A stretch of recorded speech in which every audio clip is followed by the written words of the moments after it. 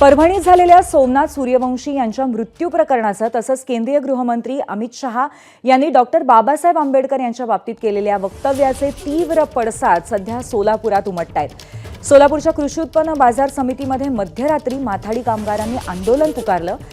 शेतकऱ्यांनी आणलेला कांदा उतरवणार नसल्याचा निर्णय माथाडी कामगारांनी घेतला आणि त्यामुळे शेकडो गाड्या भरून कांदा अद्याप गाडीमध्येच आहे।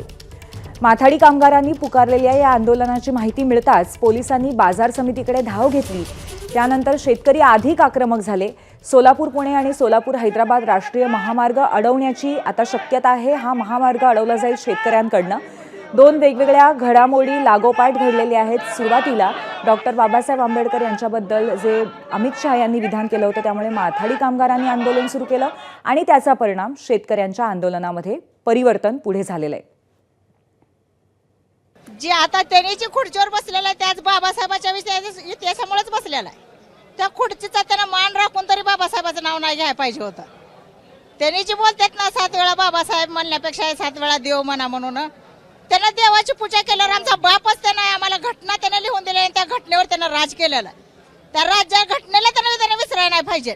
देशाचे गृहमंत्री शपथ घेऊन गृहमंत्री पद सांभाळतात त्या बाबासाहेबांचं नाव इतक्या वेळा खालच्या दर्जाला जाऊन घेणं हे त्या गृहमंत्रीला शोभत नाही आहे आणि जोपर्यंत त्यांनी माफी मागत नाही संबंध देशाच्या भीम सैनिकांना तोपर्यंत हा आंदोलन चालू राहणार आणि सोलापुरातील कांदा बाजार बंद राहणार।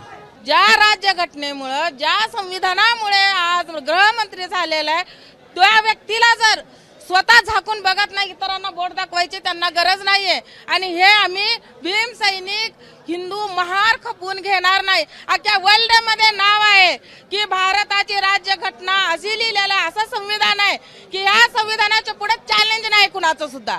आणि हे जर समजत नसेल तर हा गृहमंत्री कुठून झाला। एबीपी माझा, उघडा डोळे बघा नीट।